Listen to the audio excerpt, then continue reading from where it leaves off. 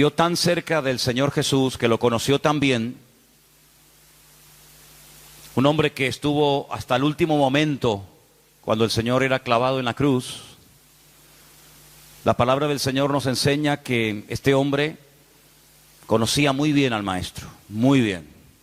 Había estado con él durante 3 años, eran parientes, sabemos. Un hombre que en ningún momento preguntó, ¿seré yo, Señor? ¿Se acuerdan? La última cena, cuando el Señor dice que alguien, uno de sus discípulos, le iba a traicionar. Él en ningún momento dice, ¿seré yo? Pedro sí lo preguntó, y Santiago, y Tomás, y Felipe. Pero él nunca dijo, ¿seré yo? Porque él sabía que él no iba a ser. La pregunta de Juan fue diferente. La pregunta de Juan fue, ¿quién es, Señor? Diferente, ¿eh? ¿Quién es, Señor? Y el Señor le mostró quién iba a ser el traidor. Y este hombre fue de los 12 discípulos el que murió, el último, de muerte natural. Sabemos que escribió un precioso evangelio que lleva su nombre, el Evangelio según San Juan. Escribió 3 cartas, primera, segunda, tercera de Juan. Y escribió el famoso libro del Apocalipsis, el último libro del Nuevo Testamento. Pero en primera de Juan leemos cosas muy interesantes que él las dice a creyentes. Y vamos a ver, por ejemplo, la primera. Primera de Juan, capítulo 4, versículo 18, dice el texto, en el amor no hay temor,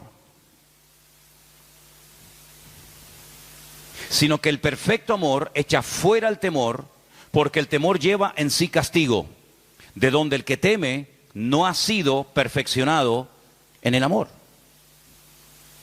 Es interesante, ¿verdad? Habla del temor.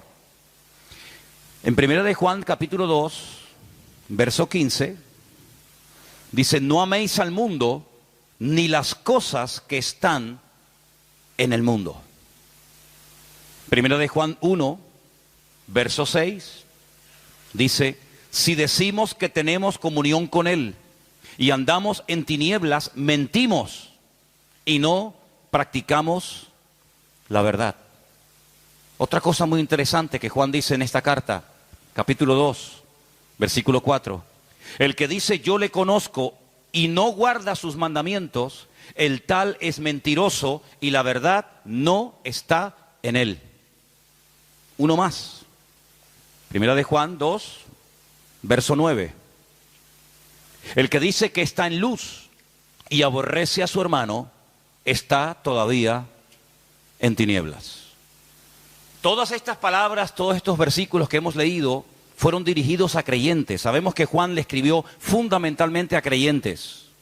Creyentes que vivían con una presión social y religiosa y espiritual tremenda, y que en aquel tiempo ya comenzaban a levantarse herejías y falsas doctrinas que querían tirar por tierra las enseñanzas del Maestro. Pero me llama la atención que él dice que en el perfecto amor no tiene que existir temor. Es decir, son dos cosas opuestas. Es como el sol y la luna, el día y la noche, la sal y el azúcar. Dice que en el perfecto amor no puede haber temor. Pero Juan da a entender como que hay creyentes que todavía siguen teniendo miedo. No debería de ser así, ¿verdad que no? Pero la cruda realidad es que hay creyentes que hoy en día viven y tienen miedo. Pero no me refiero miedo a cosas. Como decía el jueves aquí, ¿no? Johnny, que tenía miedo a algunas cosas o tuvo miedo a algunas cosas. Sino que lo peor en algunos casos es que hay creyentes que no solamente le tienen miedos a cosas, sino que le tienen miedo a personas. Hay gente que le tiene miedo al que le paga el sueldo, al patrón, al jefe. Hay gente que le tiene miedo al pastor. Ustedes no, ¿verdad? Hay niños que me tienen pánico. Claro, si les asustan a ustedes, madres, diciéndoles, pórtate bien que llamo al pastor, el niño cuando viene el pastor parece que viene el conde Drácula a comérselo, ¿verdad? Y los niños se transforman y se quedan quietos porque viene el pastor, viene el coco. Pero la Biblia nos enseña que un verdadero creyente no tiene que tener miedo de nada ni de nadie. ¿Cuántos dicen amén? Porque dice que el Espíritu de Dios que habita y que mora en nosotros no produce ese temor. Luego, si el Espíritu Santo que mora, que vive en nosotros, no produce temor, sino todo lo contrario, ¿cómo es posible que a veces haya gente que se llaman cristianos, que vienen a la iglesia hace años, que conocen la palabra del Señor, que han nacido de nuevo y todavía tienen temor, todavía tienen miedo de cosas y de personas? Llámese pastor, llámese jefe, llámese madre, llámese padre, llámese vecino o llámese como se llame. Después vamos a ver por qué hay algunas cosas que no son normales en la vida de algunos creyentes, pero la realidad es que se siguen dando. No solamente casos de temor, sino que hemos leído en el capítulo 2, verso 15, que en aquellos tiempos y hoy en día había y hay creyentes que todavía tienen apego a las cosas del mundo. Juan es muy categórico en esto, él no claudica, él no dice, bueno, eso es una cosa leve, es una cosa de poca importancia, sino dice, no améis al mundo, ni las cosas del mundo. Pero la realidad es que hay creyentes que todavía siguen amando ciertas y determinadas cosas del mundo. Y ahí usted póngale lo que quiera. Ponga usted el nombre que quiera y no voy a decir yo nada para que nadie se sienta aludido ni vaya a pensar que yo me estoy dirigiendo a esta persona o a aquella persona. La realidad es que todavía hay creyentes que siguen amando ciertas y determinadas cosas del mundo. Cuando él dice y las describe que si alguno ama al mundo, el amor del Padre aún no se ha perfeccionado en ese creyente. Y dice, todo lo que hay en el mundo, no dice lo que hay en el mundo, y podría uno decir, bueno, sí, pero esto no. No, dice todo. Todo lo que hay en el mundo, versículo 16. Y él lo resume en 3 palabras. Los deseos de la carne, los deseos de los ojos y la vanagloria de la vida no provienen del Padre, sino del mundo. Y el mundo pasa y sus deseos. Pero el que hace la voluntad de Dios permanece para siempre. No debería de haber temor en la vida de algunos creyentes, pero los hay. No debería haber apego, ni atracción, ni amor por el mundo y sus cosas, pero a veces lo hay. No deberían, como hemos leído en capítulo 1, verso 6, haber creyentes que todavía andan en tinieblas, porque dice la Biblia que somos hijos de luz. ¿Cuántos dicen amén? Pero la realidad es que a veces hay creyentes que hay un poco de tinieblas y un poco de luz en su vida. Y no pueden compartir una cosa con otra, porque decíamos el otro día, ¿qué comunión puede haber un creyente con un inconverso? Ninguna. ¿Qué comunión puede haber entre Cristo y Satanás? Ninguna. ¿Y qué comunión puede haber entre la luz y las tinieblas? Ninguna. Pero la realidad es que a veces hay creyentes que todavía hay áreas de su vida, llámese pensamientos, llámese emociones, llámese recuerdos, lo que usted quiera poner ahí, que todavía tienen áreas de su vida en tinieblas. Esa es la cruda realidad. ¿Debe ser así? No. Pero que los hay, los hay. Áreas de la vida de creyentes que todavía están en tinieblas. Capítulo 2, verso 4, leímos que hay creyentes, no solamente de la época de Juan, sino en la actualidad, que no guardan, que no cumplen, que no practican la verdad que han oído. ¿Y cómo puede hacer eso? Bueno, hermanos, porque cuando usted se convierte al Señor, el Señor no anula su voluntad. ¿Cuántos dicen amén? Usted no se convierte en un autómata, en un robot. Ahora ya no puedo decidir si voy por la derecha o voy por la izquierda, si obedezco o me rebelo. No, su voluntad sigue estando ahí. Y hay momentos en los que la voluntad, el ego, predomina sobre los impulsos del Espíritu, los deseos del Señor. Y a veces usted hace más su voluntad, hacemos a veces más nuestra voluntad que en el fondo la voluntad de Dios. ¿Debe ser así? No. Hay ejemplos en la Biblia de que la voluntad de Dios es que rindamos 100% nuestra voluntad al Señor. Por supuesto que los hay. Pablo decía, ya no vivo yo. Por ejemplo, un versículo, ¿no? Más vive Cristo en mí. El mismo Señor Jesucristo en el huerto de Getsemaní dijo que no se haga mi voluntad sino la tuya. Ejemplos todos los que usted quiera. Pero la realidad, ¿cuál es? Que muchas veces hacemos nuestra voluntad y no hacemos la voluntad de Dios. Y a veces no hacemos la voluntad de Dios porque a veces hay creyentes que ni se preocupan en saber cuál es la voluntad de Dios. Imagínense, terrible. Hemos leído en el capítulo 2, verso 9, que en aquellos tiempos y hoy en día, por supuesto, hay creyentes que aborrecen a ciertas y determinadas personas, incluso a otros hermanos. Porque que usted tenga un rechazo por gente del mundo, hasta ahí lo puedo entender. Pero que usted aborrezca a otro hermano suyo en la fe, la Biblia dice que el que hace eso no ha conocido a Dios. Porque Dios es amor. Entonces la realidad es que hay creyentes que andan todavía en tinieblas, que no practican totalmente la verdad, que no guardan los mandamientos del Señor, que andan en tinieblas, que tienen temores, que aborrecen a su hermano. ¿Y todo esto por qué?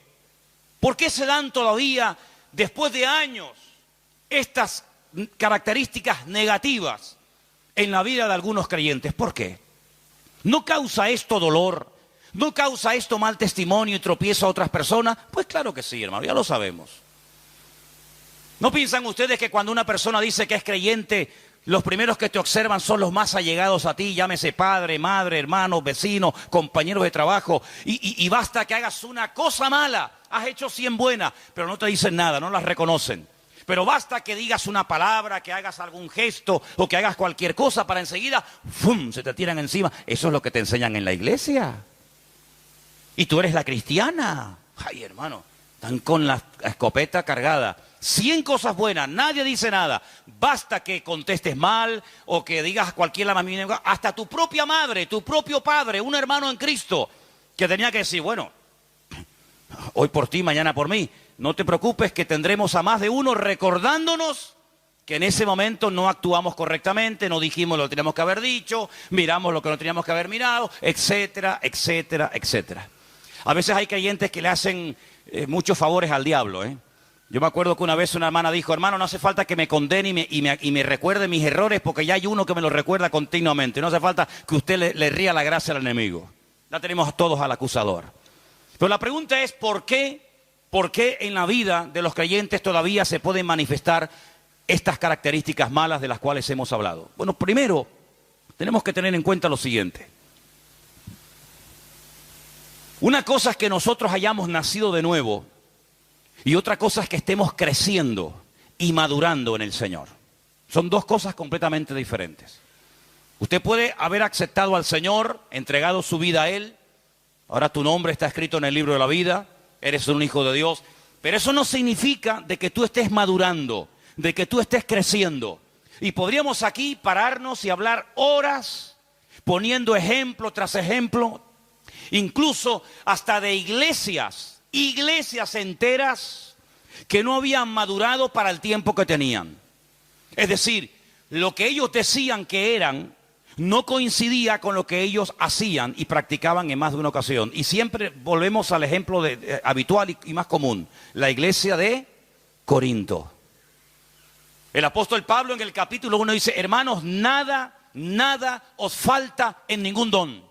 Hablaban en lenguas, profetizaban, tenían aparentemente palabra de sabiduría, palabra de ciencia, el poder de Dios se movía. Pablo no cuestiona la credibilidad, la autenticidad de los dones. No dice, eso no es de Dios, eso no es de Dios. No, él no cuestiona, él pone orden en los dones que se estaban utilizando mal, pero él no duda de la autenticidad de los dones. ¿Me explico? Él no dice, esas lenguas que ustedes están hablando, esos mensajes que ustedes interpretan, esas profecías que se oyen en los cultos, eso no es de Dios. Prohíbo categóricamente como apóstol y fundador de la obra que esos mensajes se sigan dando. No van por ahí los tiros. Sino que él dice, hágase todo decentemente y con orden. Él no pone en duda los dones. El problema es que las personas que estaban siendo utilizadas en algunos de estos dones no estaban dando testimonio. Y lo vemos en el capítulo 1 diciendo gracias a Dios por los dones, por todos los dones que se manifiestan en la iglesia. Pero en el capítulo 3 dice a los hermanos, me han informado, la familia, los hermanos de Cloé, me han informado que entre vosotros hay divisiones y murmuraciones y celos y envidias y grupitos, y yo soy de Apolos, y yo soy de Cefas, y yo soy de Pablo, y yo soy de Cristo. Y uno dice, ¿cómo es posible que una iglesia tan usada, tan bendecida, al mismo tiempo fuera tan carnal? Bueno, porque eran creyentes, pero les faltaba madurez, les faltaban crecimiento. ¿Reconoce usted, reconocemos nosotros en el día de hoy que nos falta todavía mucho por crecer y por madurar en el Señor, sí o no? Seríamos unos orgullosos si dijéramos, no, yo no necesito ya nada, yo ya estoy ya perfecta. Entonces, ¿qué hace aquí? Vayas al cielo. antes que la echemos a perder. No se quede aquí, si está tan bien y está tan perfecta, no se quede porque la vamos a echar a perder, hermana y hermano. Si todavía estamos aquí es porque estamos en un proceso de perfeccionamiento y de cambio. Cuando se le escribe la carta a los hebreos, ¿qué le dice el autor? Hermanos, después de tanto tiempo, todavía tenéis necesidad de leche y no de vianda, no de alimento sólido, porque sois carnales, sois niños. Ya teníais que estar dando y no tanto recibiendo. Y él dice, todavía tenemos que estar enseñando los rudimentos, las primeras cositas de la vida cristiana, cuando ya teníamos que ir adelante a la perfección. Luego, el problema de falta de madurez, el problema de falta de crecimiento no es algo nuevo, es algo que siempre ha sido el talón de Aquiles de la iglesia. La gran debilidad del pueblo de Dios ha sido muchas veces que se produce como una especie de divorcio entre lo que creemos y lo que practicamos, entre lo que decimos y lo que vivimos. Ahí está el gran problema de la iglesia en estos últimos 2000 años. Y tenemos que ser honestos y reconocer que muchas veces la iglesia, cuando hablo de la iglesia me refiero al conjunto de todos los creyentes, no hemos sido un botón de muestra ni un punto de referencia al mundo, a los inconversos, sino que a veces nosotros, por nuestra forma de vivir, no tenemos, digamos, autoridad para decir así vive, así habla, así se comporta, así actúa un cristiano. ¿Cuántos dicen amén? Pero no estamos aquí para sentirnos condenados, sino para recapacitar y decir, Señor, perdónanos y ayúdanos para hacer las cosas decentemente y con orden a partir de hoy. ¿Cuántos dicen amén? ¿Sí?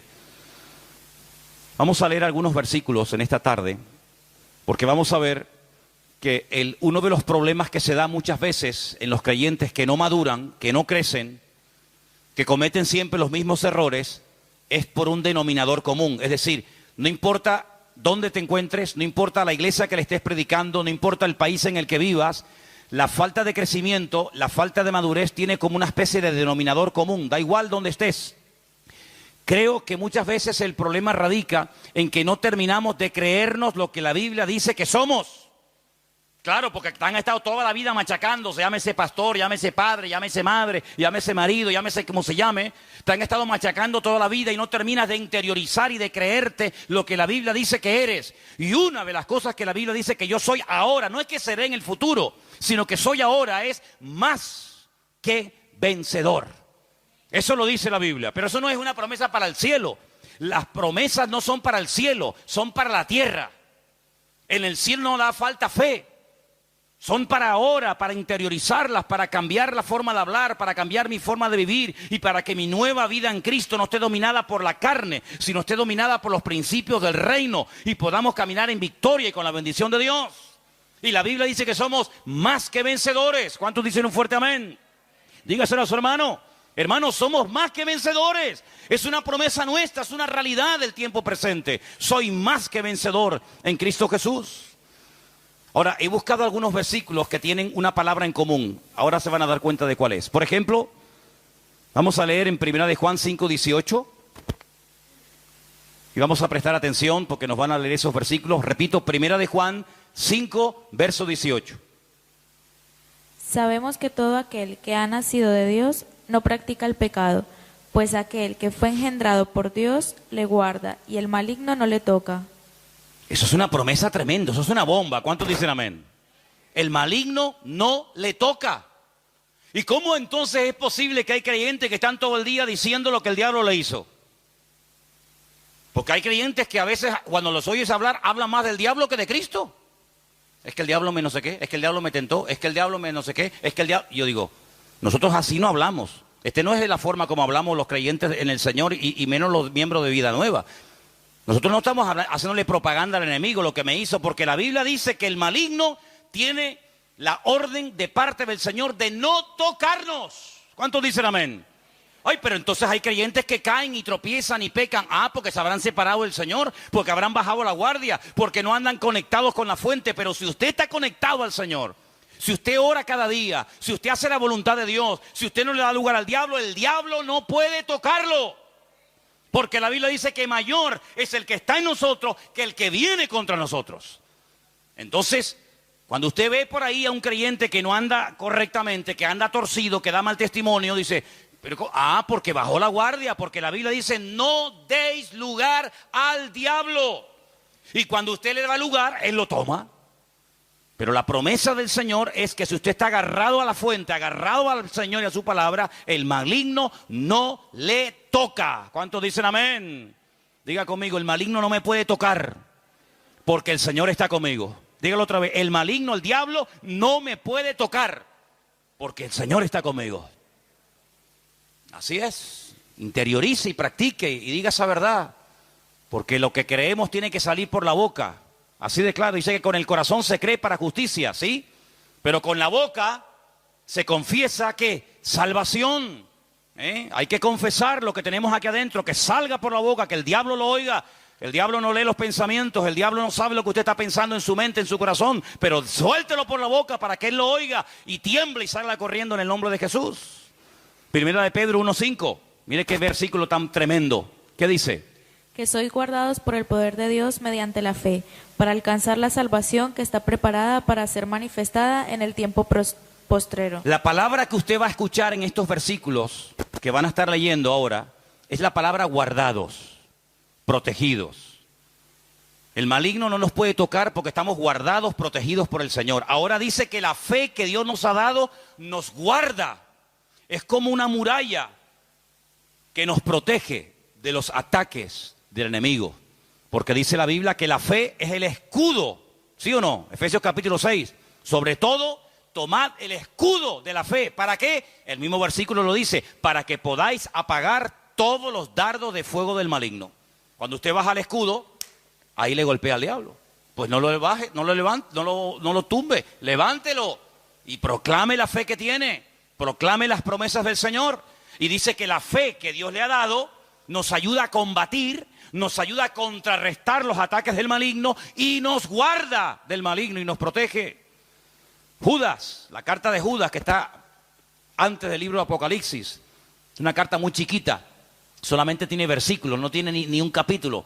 Vamos a leer dos versículos, el 1 y el 24 de Judas. 1, Judas 24 también. Judas, siervo de Jesucristo y hermano de Jacobo, a los llamados, santificados en Dios Padre y guardados en Jesucristo. ¿Guardados en quién estamos guardados? Jesucristo. ¿En quién estamos guardados, escondidos? ¿En quién? En Jesucristo. Amigo. Cuando usted quiere guardar algo, pero algo de valor, ¿dónde lo pone? No lo diga porque si lo dice ya no tiene gracia. Pero las cosas de valor se guardan en lugares seguros. Y cuando la gente tiene algo que ya vale mucho, a veces hay gente que va a un banco y alquilan una cajita de esas de seguridad y guardan las joyas o guardan lo que sea en un lugar seguro. Bueno, ¿dónde nos ha guardado Dios a nosotros? En Cristo. Dice que nos ha metido en Cristo, nos ha guardado en el Señor, nos ha guardado en nuestro Dios, para que el maligno no se pueda meter con nosotros. ¿Qué te parece, amigo? Guardados en Cristo. ¿Usted cree que el diablo nos va a sacar de Cristo? ¿Usted cree que el maligno puede venir y sacarnos de Cristo cuando Cristo que dice que está escondido con Cristo en Dios? Imposible. Estamos guardados sobrenaturalmente por la mano del Señor. Y el último texto, Apocalipsis 3:10. Escuche este versículo, es muy bueno y muy actual. Por cuanto has guardado la palabra de mi paciencia, yo también te guardaré de la hora de prueba que ha de venir sobre el mundo entero, para probar a los que moran sobre la tierra. Si usted guarda, si usted cumple, si usted practica la palabra de Dios, el Señor se compromete a guardarlo y a protegerlo a usted en paz y en seguridad.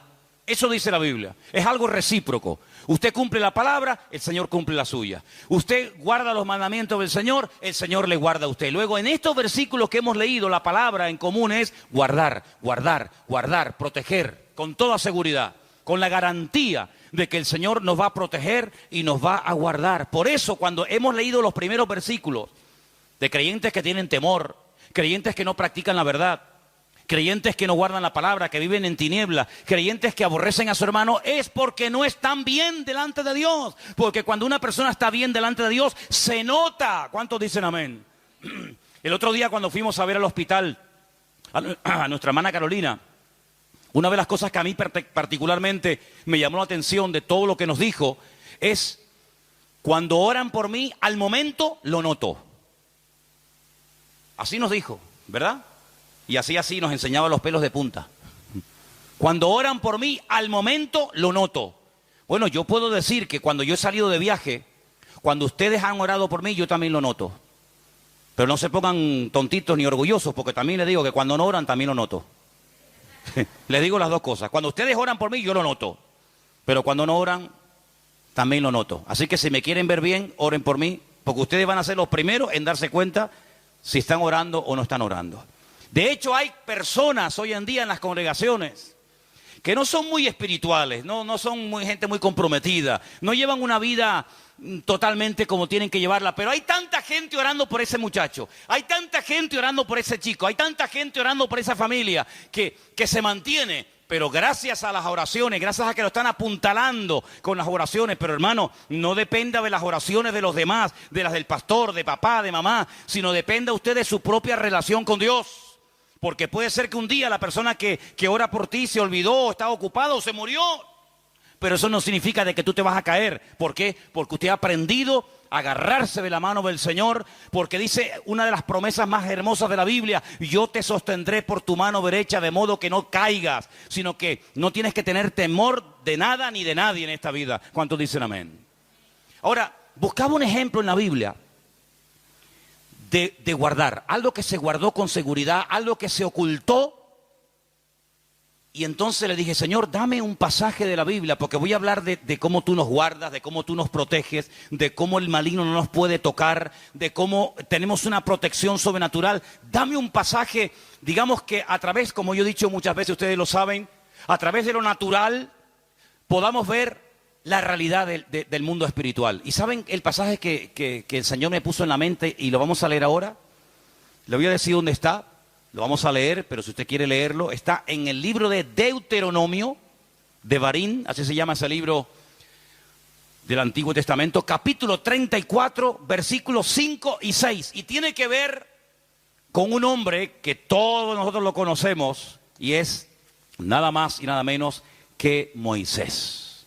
Escuche ese texto, porque es increíble. Cuando yo lo leía, decía: Señor, ese es el ejemplo perfecto que yo lo voy a utilizar esta tarde para que los hermanos vean que cuando tú guardas, cuando tú ocultas una cosa, nada ni nadie la puede encontrar. Deuteronomio 34, 5 y 6. Lo leemos. Y murió allí Moisés, siervo del Señor, en la tierra de Moab, conforme al dicho del Señor. Y lo enterró en el valle, en la tierra de Moab, enfrente de Bet-peor, y ninguno conoce el lugar de su sepultura hasta hoy. ¿Usted ha escuchado? ¿Usted ha escuchado eso? Mire, cuando murió el hermano de Moisés, subieron 3 personas a la montaña. Porque es curioso notar que hay momentos en los que los patriarcas y los grandes hombres de Dios sabían cuándo iban a morir. El Señor les decía: prepárate que vas a morir. Y ellos reunían a la familia, bendecían a los hijos. Incluso Isaac, cuando sabía que iba a morir, dice que mandó a asar 2 cabritos. Pero ¿quién se puede comer 2 cabritos a punto de morir? Ni vivo me como yo 2 cabritos. Imagínense una persona en el lecho de muerte y le hacen 2 cabritos. Ahora murió a gusto, Murió a gusto el Isaac. Y él llama a sus hijos, los bendice. Jacob igual, cuando va a morir, dice: vengan para acá que les voy a declarar lo que va a ocurrir en el futuro, y les profetiza lo que va a ocurrir en el futuro. Cuando el Señor le dice a Moisés: mira, suba a lo alto del monte porque tu hermano Aarón va a morir. Entonces subió Aarón, su hermano, subió Eleazar y subió Moisés. Subieron 3 a la montaña, y cuando le quita las vestiduras sacerdotales a su hermano, se las pone a su hijo. Allí murió Aarón y allí lo enterraron. Ahora, si usted muere en su casa, su cuerpo se queda allí. El que venga a su casa lo ve a usted allí. Si usted muere en un hospital, el que va al hospital ve que usted murió allí porque el cuerpo está allí. En el caso de Moisés se dio algo muy curioso. Claro, usted dice: pero eso que hemos leído en Deuteronomio 34, ¿lo escribió Moisés antes de morirse? O por ejemplo, lo escribió Josué una vez que Moisés murió, porque claro, si Moisés va a morir, ¿cómo él escribió, cómo él pudo describir su funeral? Bueno, hay dos opiniones, o que Dios le reveló los detalles a Moisés antes de, y la segunda opinión es que Moisés murió y luego el que terminó el libro de Deuteronomio probablemente haya sido su siervo, su ayudante, que fue Josué. Ahora, el día que murió Moisés no subió acompañado de nadie, como el caso de Aarón.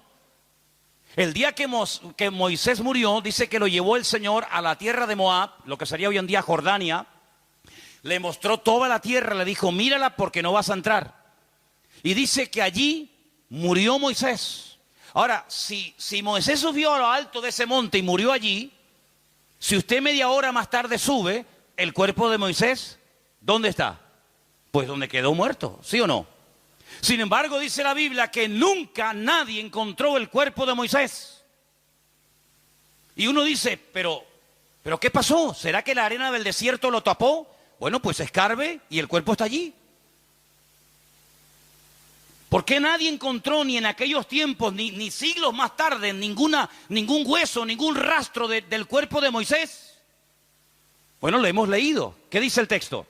Porque el Señor, ¿qué dice? Lo enterró y nadie sabe dónde Dios lo enterró. Es decir, Dios lo ocultó de tal manera que aunque subiera todo el pueblo de Israel escarbando por todo el monte, nunca lo iban a encontrar, porque Dios lo que oculta y lo que entierra, nadie lo encuentra. ¿Cuántos dicen amén? Es como esa expresión que encontramos en Apocalipsis, que dice que puerta que Dios abre, nadie la puede cerrar. Y puerta que Dios cierra, no te empeñes porque tú no la vas a abrir, ni tú ni 20 como tú. Luego, si Dios enterró a Moisés, ni el diablo, ni todo el pueblo supo nunca dónde Dios lo enterró. Ese es el ejemplo que yo quiero retomar y volver a los textos donde sale la palabra guardados en Cristo, protegidos por Cristo, para que ustedes se den cuenta que si un cuerpo muerto, escúcheme bien esto, si un cuerpo muerto no fueron capaces de encontrarlo, cuánto más usted que está vivo, que ha nacido de nuevo, que está guardado y escondido en Cristo, cuánto más el Señor nos protegerá de los ataques del diablo. ¿Cuántos dicen un fuerte amén? Y denle un aplauso ahora y dígale gracias, Señor, porque ahora entiendo que estoy protegido por la mano de mi Dios. Amén. Estoy protegido por la mano del Señor. Ahora, eso no significa de que el diablo no va a intentar tentarte. Cuidado.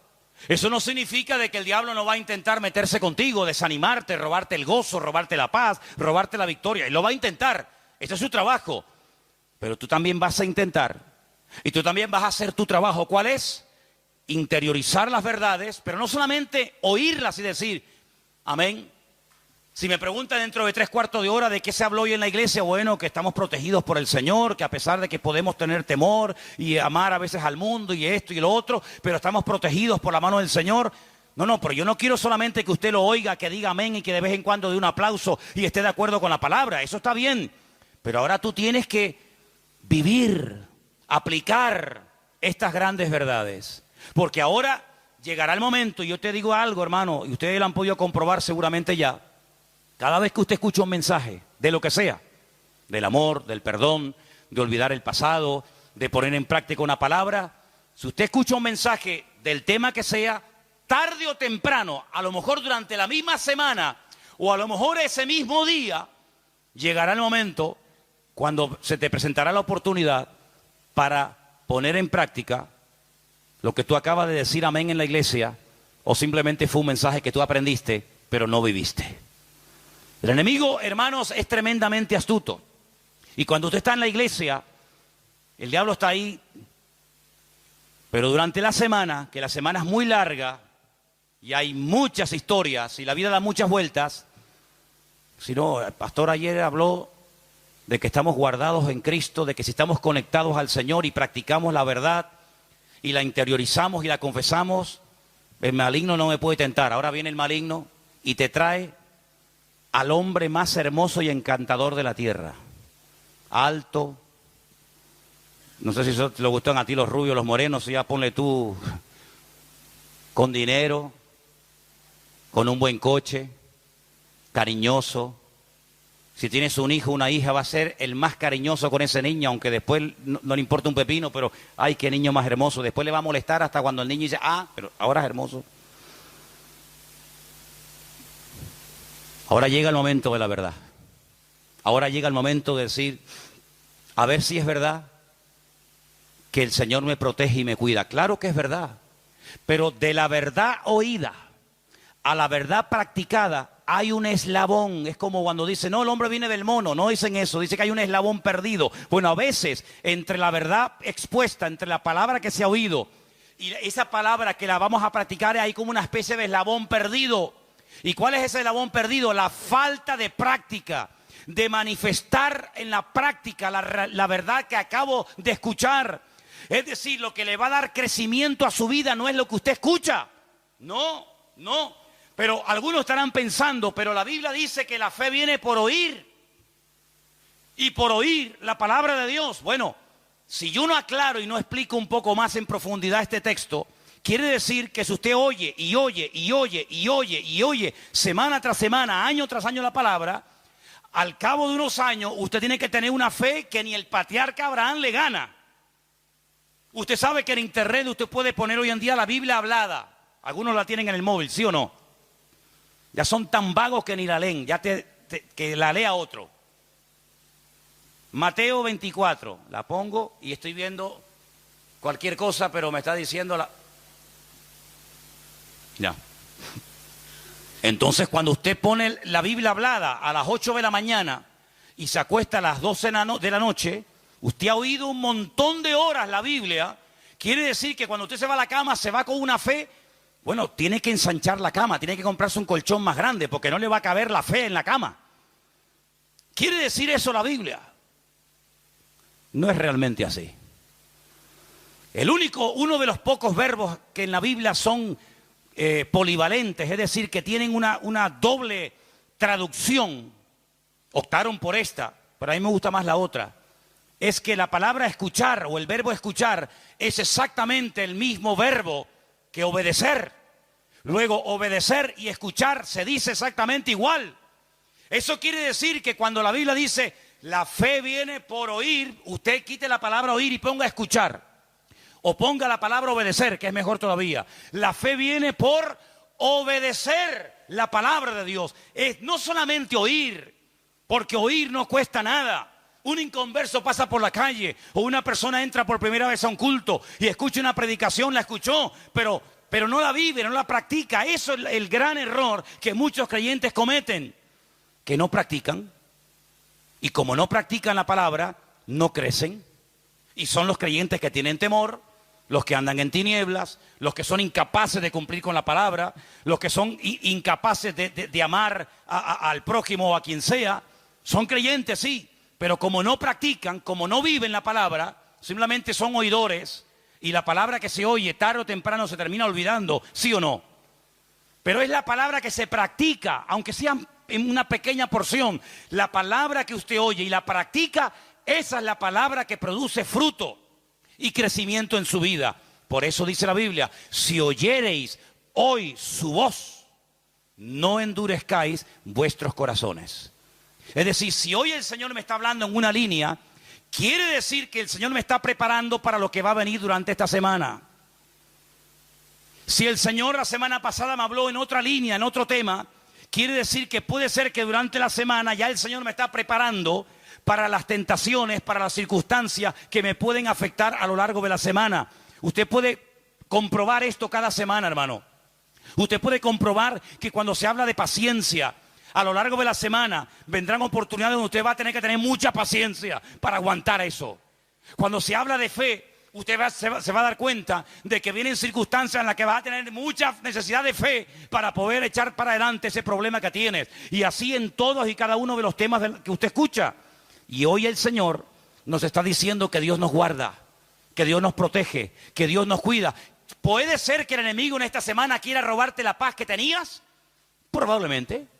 Puede ser que en esta semana el diablo te quiere robar el gozo y ahora que veías un poquito de luz y ahora que te estabas animando y ahora que querías ir a por todas, ahora va a venir el sablazo. Claro, hermano, el diablo es un ladrón. ¿Y un ladrón a qué viene? a contarte el cuento de Caperucita Roja. No, viene a hurtar, a matar y a destruir. Pero como tú ya lo sabes, porque la información es poder, y tú ya tienes la información, y tú sabes que el diablo viene a amargarme la vida, a robarme la paz, a robarme el gozo. Me da igual si es por el dinero, por el marido, por el padre, por la madre, por fulanito, por menganito. Como ya lo sé, y hoy el Señor me está hablando, el que tiene oídos para oír, oiga lo que el Espíritu dice a la iglesia. Y hoy el Señor le dice a Vida Nueva, a la iglesia, a esta aquí presente, nos dice que Él nos está guardando, que Él nos está protegiendo. Puede ser que el Señor nos está diciendo en esta tarde, prepárense.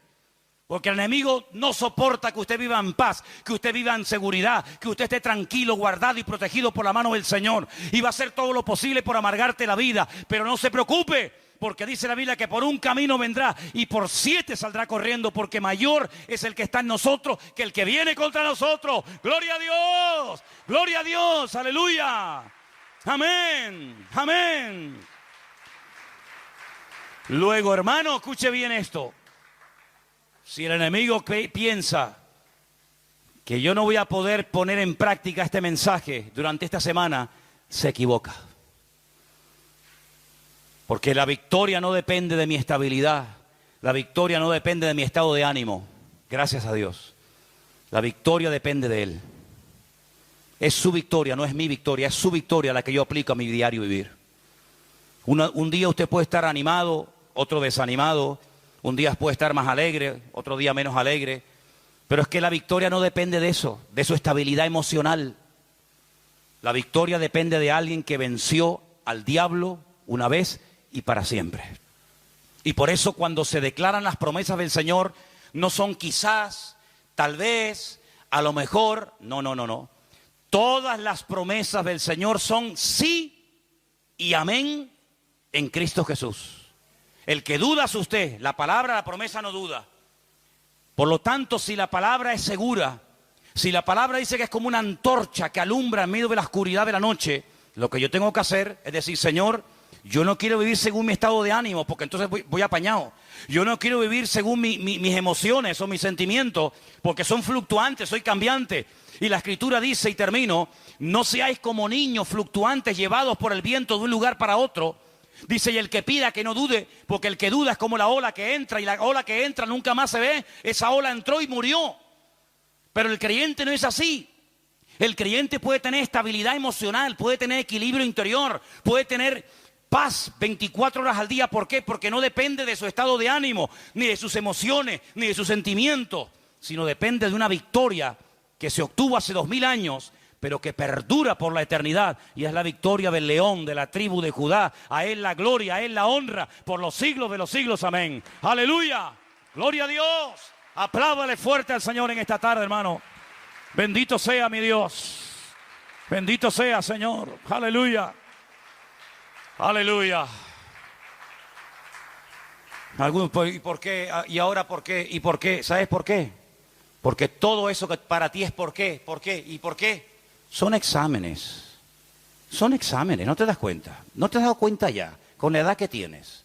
¿Y ahora por qué me dice que me van a echar del trabajo? ¿Y ahora por qué me hizo esto? ¿Y ahora por qué me hizo otro? Que no es Él, que no te enfades con el martillo. Cuando te das un martillazo en el dedo, no insultes al martillo. No es el martillo, no le eches la culpa al martillo. ¿No te das cuenta que el martillo es algo inanimado, que alguien lo tiene que utilizar? Tú o cualquier otra persona. ¿No te das cuenta que el Señor a veces te pasa una prueba, te pasa un examen? ¿Y dónde el Señor te quiere probar? ¿Dónde más te duele? ¿Dónde más te duele? Para que esa herida, que cuando te la toca, ¡ay, cómo me duele eso!, no te duela más. Me aprieta todo lo que quieras, ya no me duele, está cicatrizado. ¿Por qué? Porque el Señor me ha enseñado a estar por encima de eso. Mientras te siga doliendo, tienes un problema. Cuando no te duele, el diablo irá por otro lado. Por lo tanto, hermanos, prepárese, porque esta semana va a ser una semana impresionante, una semana tremenda. El diablo tiene que estar temblando. Después de un culto de domingo a la tarde, que es el culto que hacemos nosotros aquí, los hermanos del puerto los domingos a la mañana, después de un culto de domingo, el diablo tiene que estar asustado. Si yo fuera el diablo, yo estaría asustado. Porque si todos ustedes en esta semana han interiorizado estas verdades y las proclaman y las practican, el diablo se va a tener que ir de Tenerife. Se va a tener que ir, no sé, a una isla perdida por ahí por el océano. Porque dice, yo con esta gente no puedo. Cuando no me dan por un lado, me dan por otro. Cuando no es a través de la oración, es a través de la confesión de la palabra de Dios. Hermano, quiero que cierre sus ojos en este momento ahí donde está. Y le diga al Señor, gracias, porque en esta semana se me van a presentar tremendas oportunidades para que yo vea y descubra la grandeza de mi Dios. Porque así como el enemigo tiene su agenda, y así como el enemigo intentará robarme la bendición, yo le digo, ya el Señor tiene preparada la bendición para mañana, para el martes, para el miércoles, para el jueves y para cada día de la semana. Ya la bendición está preparada. Las órdenes están dadas en la presencia del Señor para que tú vivas esta semana en victoria y en bendición. El enemigo que utiliza lo natural, el dinero, el dueño, fulanito, menganito, pero el Señor utiliza su presencia, su persona, y Él dice, yo soy. No temáis, no temáis. Shalom Alejem, manada pequeña, no temáis. Yo soy el primero y el último, el que estuve muerto, mas he aquí que vivo, por los siglos de los siglos, amén. El que tiene las llaves de la muerte y del Hades, el que abre y ninguno cierra, el que nos guarda y nos protege, a Él sea la gloria. Señor, gracias te damos en esta tarde, Padre Santo, Padre bueno, por estas verdades de tu palabra. Señor, que en esta semana veamos cómo tú nos guardas. Que en esta semana veamos cómo tú nos provees, cómo tú nos guías, cómo tú nos ayudas, Señor. Señor, serán 7 días de oportunidad tras oportunidad. Es una escuela, la vida es una escuela que tú utilizas para derramar tu gloria y tu presencia en mi vida. Ayúdame, Señor, a estar atento, a recordar la palabra que hoy he oído. Guardados en Cristo Jesús, protegidos en la mano del Señor. Nadie nos podrá arrebatar de su mano. Yo lo creo y lo declaro y bendigo, Señor, tu nombre, porque sé que en esta semana tú vas a bendecir mi vida. Tú vas a hacer milagros, cosas que uno dice, ¿cómo, Señor? Tu palabra dice, el Espíritu Santo lo hará. Porque lo que es imposible para los hombres es posible para Dios. Y yo te pido, Señor, que en esta semana lo que es imposible desde el punto de vista humano se haga realidad desde la autoridad de mi Dios. Señor, métete en mi casa, métete en mis estudios, métete, Señor, en mi mente, métete, Señor, en todas las circunstancias de mi vida. Y como hemos cantado, el Señor es mi pastor y nada me faltará. Aleluya. Que no decaiga nuestra fe y que a lo largo de esta semana podamos verdaderamente pasar de la teoría a la práctica y crecer y madurar y seguir avanzando en el nombre del Señor. En tu nombre, Jesús. Amén y amén. Nos ponemos de pie, queridos hermanos. Me gustaría que volviéramos a cantar ese Salmo 23. El Señor es mi pastor, nada me faltará. En lugares de delicados pastos me hará descansar. Algunos tal vez necesitan un poquito de descanso, ¿sí o no? Qué bueno es el Señor. ¿Cuántos dicen amén? Aleluya. Quiero que en esta noche pasemos aquí delante. Yo sé que tal vez no hay espacio para todos, pero vamos a acercarnos. Y aquí juntos. Aquí, hermanos, aquí delante de la plataforma, arrímense lo más que puedan. ¿Así? Eso es. Aquí delante vamos a orar y pedir al Señor que en esta semana el Señor nos guarde, que el Señor nos proteja, que el Señor nos ayude no solamente a dar testimonio,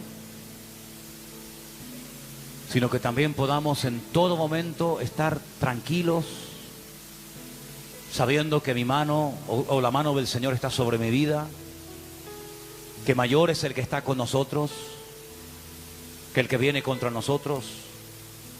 Puedes perder una un día un partido, los mejores equipos que ganan ligas y campeonatos, a veces pierden partidos, ¿sí o no? Uy, perdió el equipo con un equipejo.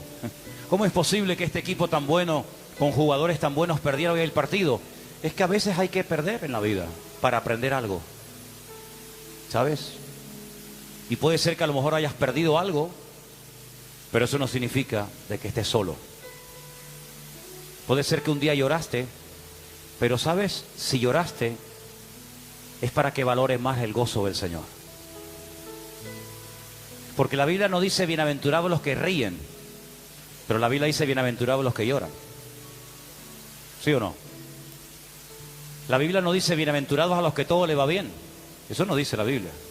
Pero la Biblia dice bienaventurados los que padecen persecución por causa de la justicia, porque de ellos es el reino de los cielos.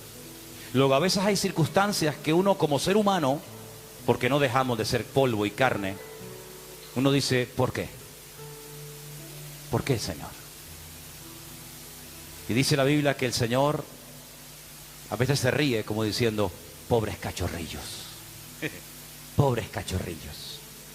Tranquila, relájate. Todo está bajo control. Todo está bajo control. Para poder valorar una victoria, tienes que tener una situación difícil, porque si no, ¿cómo sabes que has obtenido una victoria? Para poder hablar de un Dios que sana, tendrás que estar un día enfermo. Si no, ¿cómo sabes si Dios sana o no sana? ¿Verdad? Luego, todo tiene un propósito en la vida. Y por eso a veces uno que tal vez no tiene el suficiente crecimiento se desanima, se pone a decir tonterías, porque usted sabe que cuando uno está desanimado empieza a decir tonterías, ¿sí o no? ¿Usted ha dicho tonterías? Mire, hay dos momentos en la vida de un cristiano que uno para de decir tonterías. ¿Saben cuándo es? Cuando uno está desanimado o cuando uno está enfadado. Mira que se dicen tonterías cuando uno está enfadado, ¿eh? Después te pones a pensar y dices, yo dije eso. Que tú lo dijiste. Estabas enfadado, dices tonterías. Estás desanimado, dices tonterías. Pero damos gracias a Dios. Va a ser del versículo 16. Pero repito, vamos a arrancar a partir del versículo 13.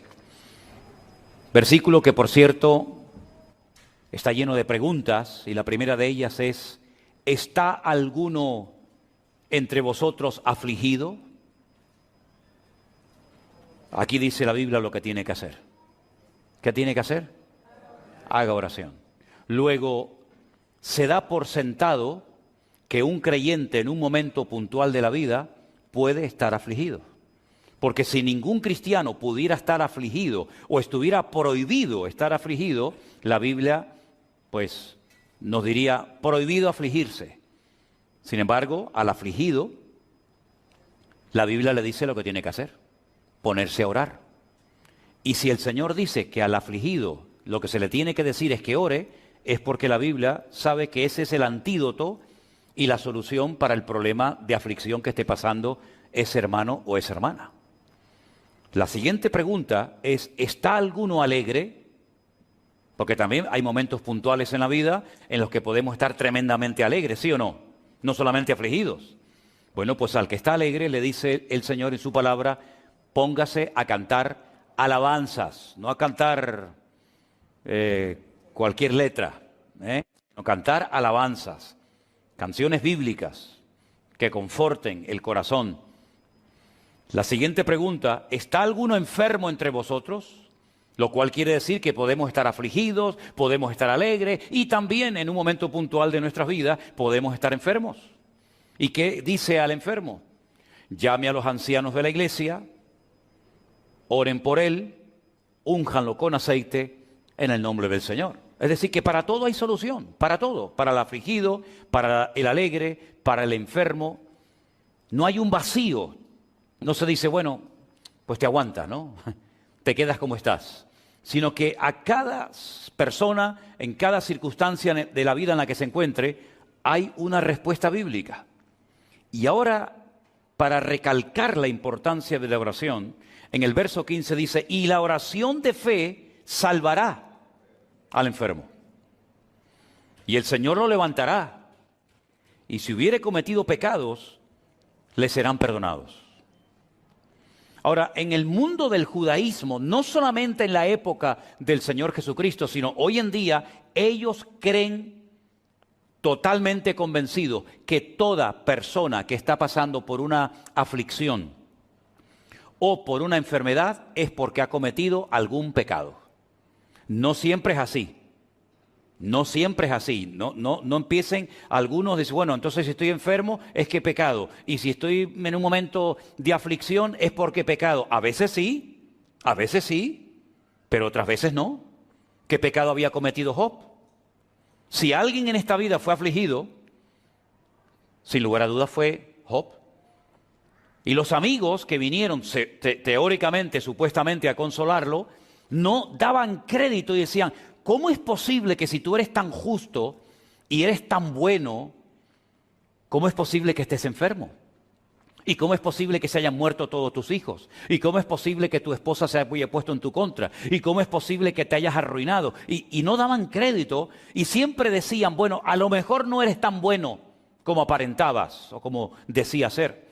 A lo mejor hay algo oculto que nadie sabe, pero que Dios sí, y entonces te estás castigando por eso. Porque, repito, dentro de la cultura del judaísmo, siempre se asocia enfermedad y aflicción con pecado.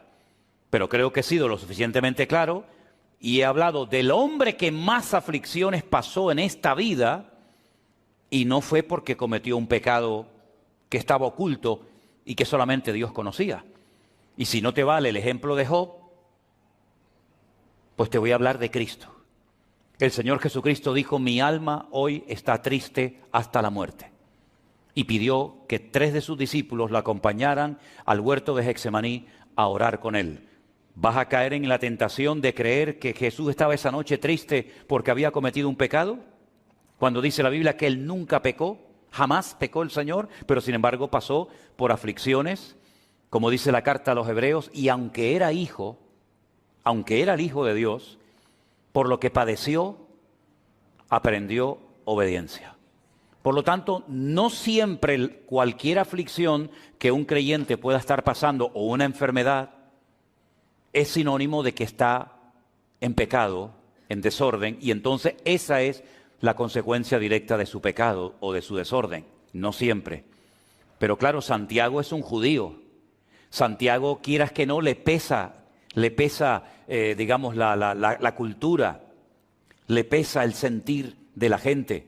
Fíjate hasta qué punto los judíos asociaban el pecado con la enfermedad, o la enfermedad con el pecado, que una vez el Señor Jesucristo, dice la Biblia, que estaba en una casa abarrotada de gente, la gente no podía entrar a causa de la multitud, pero fuera había un enfermo, ¿se acuerdan? Dice la Biblia que 4 de sus amigos suben al techo, lo abren y bajan, ¿no? Descienden al paralítico. ¿Y qué es lo primero que le dijo el Señor? Pues lo que esperaba la gente. Si este está paralítico es porque ha tenido que cometer un pecado terrible. Entonces el Señor, ¿qué es lo primero que hace para que se queden tranquilos? Hijo, tus pecados te son perdonados. Y después lo sanó, no al revés. No lo sanó y después le perdonó los pecados. Y lo arregla por dentro, le limpia su alma, sus pecados, y a continuación lo sana. Como para cumplir un poco con la norma de la época. Ahora Santiago, que está hablando de la enfermedad, de la aflicción y de ciertos y determinados problemas o circunstancias que podemos pasar por la vida, él está hablando pues con la cultura a la cual pertenece. Él dice que si alguno está enfermo y se ora por él, el Señor lo sana y le perdonará sus pecados. ¿Te das cuenta cómo asocia otra vez, sin querer o queriendo, los pecados con la enfermedad? Pero va más allá. En el versículo 16 dice, confesaos vuestras ofensas unos a otros, orad unos por otros para que seáis sanados. Fíjate cómo él asocia la sanidad, el milagro, con confesar las ofensas y con orar unos con otros. Bueno, tengo también que decir que hay gente que está mal porque no solamente están mal consigo mismos, sino que a lo mejor su relación con alguna persona de su entorno pues no está muy bien que digamos. Y eso te afecta espiritualmente y a la larga también te afecta físicamente. El libro de Proverbios nos habla mucho acerca de la envidia, de los celos, de la falta de perdón, del tener resentimiento, amargura en el corazón, que al final te termina pasando factura en los huesos, en los riñones, en el corazón y en otros miembros del cuerpo. Así que hay que ir muy delicadamente con este tema, porque hay creyentes o hay iglesias que enseñan que cada vez que te pasa algo malo, cada vez que te enfermas, cada vez que tienes alguna aflicción, es un castigo porque has pecado y has desobedecido al Señor. Bueno, repito, a veces puede ser que sea así, pero no siempre es así. La regla no siempre funciona así, sino que a veces hay cosas que no entendemos, pero que Dios permite una prueba en nuestra vida, bueno, pues para enseñarnos algo, para que oremos más, para que nos acerquemos al Señor y para que descubramos la fidelidad de Dios, la cual hemos cantado en esta tarde, en todas las circunstancias de la vida en la que nos encontremos. Ahora, Santiago dice que no la oración en sí misma, sino la oración eficaz del justo es la que puede mucho. Alguien dijo en cierta ocasión que el último elemento en la oración tengo que ser yo. Si nosotros vemos el Padre Nuestro, antes de que en el Padre Nuestro se pidan algunas cosas, ustedes saben que hay varias cosas que se piden, ¿no? En el Padre Nuestro, el pan nuestro de cada día danoslo hoy, perdona nuestras deudas como nosotros perdonamos a nuestros deudores, no nos metas en tentación, líbranos del mal. Antes de llegar a las peticiones, al principio se exalta y se glorifica el nombre de Dios. Santificado sea tu nombre. Venga a nosotros tu reino. Ahí no se está pidiendo nada a título personal, sino que lo que pretende el que ora, que puede utilizar esa oración como una base o como un modelo, es glorificar a Dios, levantar en alto su nombre, que en la oración el centro sea el Señor y no yo, y después, paulatinamente, progresivamente, el que está orando, utilizando esta oración modelo, comienza a pedir cosas a título personal. Pero en la oración yo tengo que ser el último en la lista y el primero que tiene que aparecer en nuestras oraciones siempre es el Señor. Porque si nosotros recurrimos única y exclusivamente a la oración cuando tenemos problemas, ya estamos empezando a orar mal. Esa no es la oración eficaz. Si la oración eficaz del justo puede mucho, a mí me interesa saber en qué consiste una oración eficaz.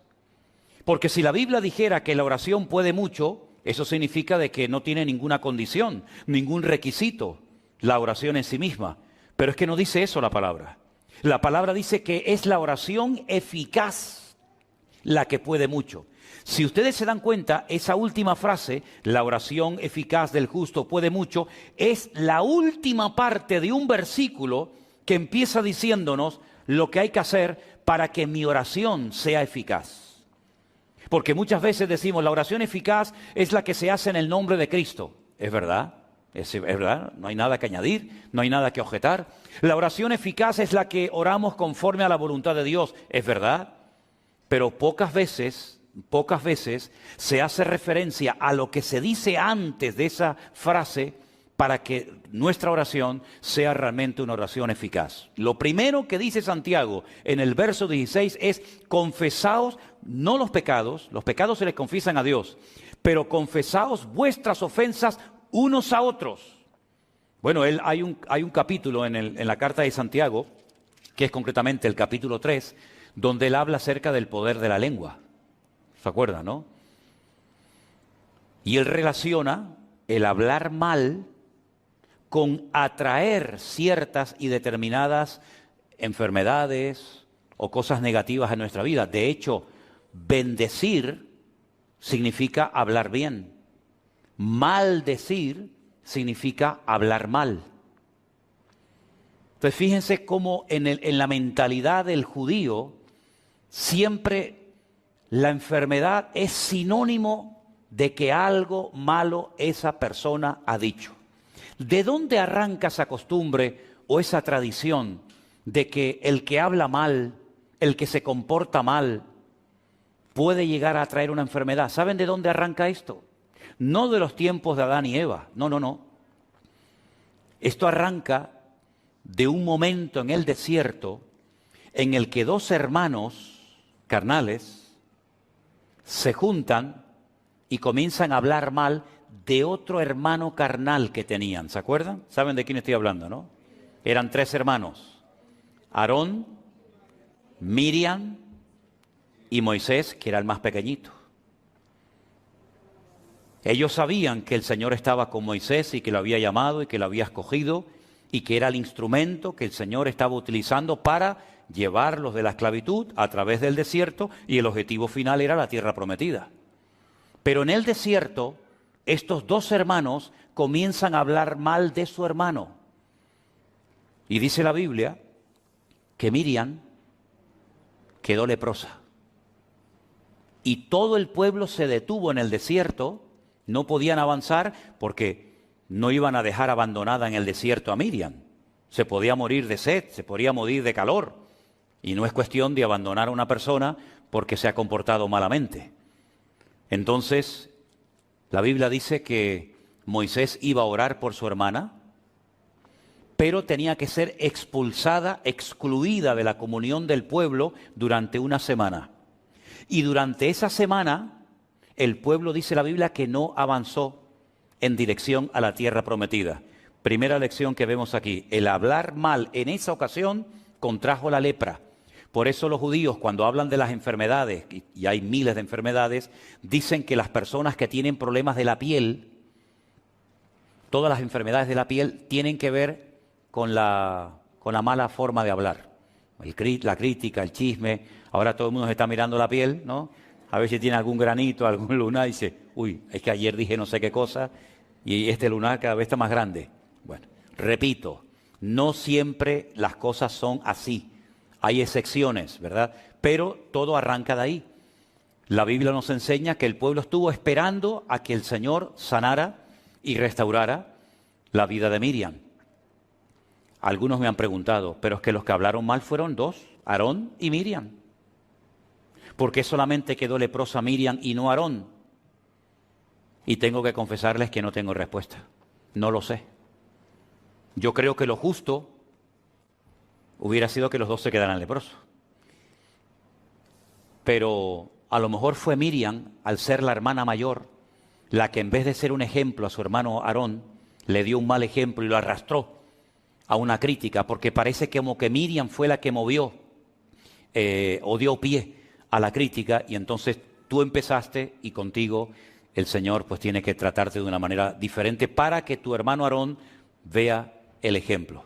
Ahora es curioso notar, en hebreo hay una expresión que se dice midá keneged midá, que significa literalmente medida por medida. Una de las cosas que se enseña y se dice constantemente en el pueblo de Israel es esta expresión, medida por medida, midá keneged midá. Y es como lo que nosotros decimos, lo que siembras es lo que cosechas, más o menos así. ¿Quién fue la persona que estuvo esperando qué iba a pasar con el destino, con la vida de Moisés? Cuando llegan y lo ponen en el río Nilo, en aquellas cestitas, ¿se acuerdan? Pues bueno, en principio la idea era que se salvara, pero podía morir en cualquier momento. ¿Quién estuvo esperando allí tranquilamente, viendo, observando lo que le pasaría a su hermanito? ¿Quién estuvo viendo allí? Miriam. Estuvo esperando y no se fue hasta que la hija del faraón llegó y dice, ay, qué niño tan hermoso. Dice, qué niño hermoso, cogió y se lo llevó y lo adoptó como si fuera un hijo suyo. Bueno, pues así como ella estuvo esperando por su hermano Moisés, ahora es Moisés el que está esperando por su hermana Miriam, que lo ha criticado, pero que él va a orar por ella, el Señor la va a sanar, va a ser restaurada, unida otra vez al pueblo, y el pueblo va a seguir avanzando hacia su destino final, que era la tierra prometida. Qué hermoso, ¿verdad, hermanos? Ahora, fijaros cómo tan arraigado estaba el tema de la enfermedad con el pecado, que un día los discípulos de Cristo iban caminando por la calle y encontraron a un hombre que era ciego de nacimiento, porque había gente que habían tenido buena vista, pero que habían perdido la vista. Por eso hay algunas personas que no le piden al Señor ver por primera vez, sino recuperar la vista que habían perdido, como por ejemplo el patriarca Isaac. Isaac no siempre fue ciego. Isaac fue ciego cuando ya era viejito, cuando era mayor, pero él vio perfectamente durante mucho tiempo. Pero cuando ven a este hombre ciego de nacimiento, le dicen al Señor, Señor, ¿quién pecó? ¿Este o su padre para que este hombre haya nacido con esta terrible enfermedad de la ceguera desde su más tierna infancia? Y el Señor le dice, es que no van por ahí los tiros, queridos. Este hombre no es ciego, este hombre no está enfermo porque su padre cometió un pecado y ahora el hijo está llevando el pecado del padre. Ni siquiera él ha cometido un pecado para que tenga este castigo. No, no. ¿Saben por qué este hombre ha nacido así? Y claro, ellos no tienen respuesta, porque ellos asociaban enfermedad con pecado, pecado con enfermedad. Pero cuando el Señor le dicen, ¿sabéis por qué este hombre ha nacido ciego? Ellos no tienen respuesta, porque nadie enseñaba eso. Dice, este hombre ha nacido así para que la gloria de Dios se manifieste en él. Y se den cuenta ustedes que esos argumentos que ustedes tienen no siempre son acertados, no siempre son correctos, sino que aquí hay una excepción, ¿verdad? Y esta excepción es que yo estoy aquí para ser glorificado en la vida de este hombre. Pero Santiago, como es judío, él dice, para que una oración sea eficaz, lo primero que tiene que haber es que se arreglen las relaciones interpersonales entre los hermanos. Es decir, que se confiesen las ofensas, que se arreglen los hermanos, y entonces una vez que ya se han confesado, que ya se han puesto en orden otra vez, orar el uno por el otro, y entonces viene la sanidad.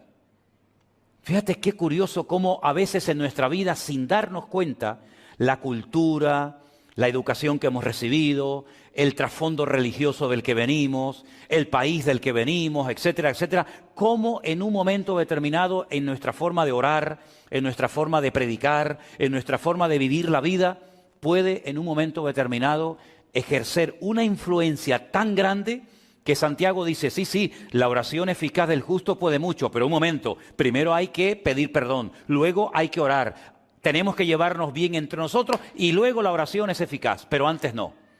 Bueno, yo creo, sinceramente, con todo mi corazón, que la oración, por supuesto, es el antídoto y la respuesta divina, la respuesta celestial para muchos males de la vida, pero creo que también, y pocas veces, o yo personalmente nunca he escuchado a nadie que diga que la oración es una escuela.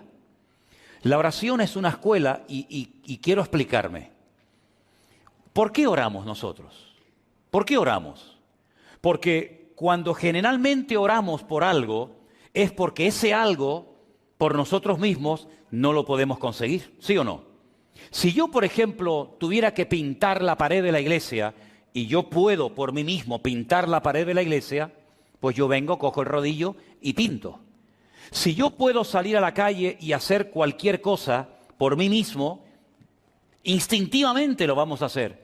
Pero la oración me enseña a depender de Dios.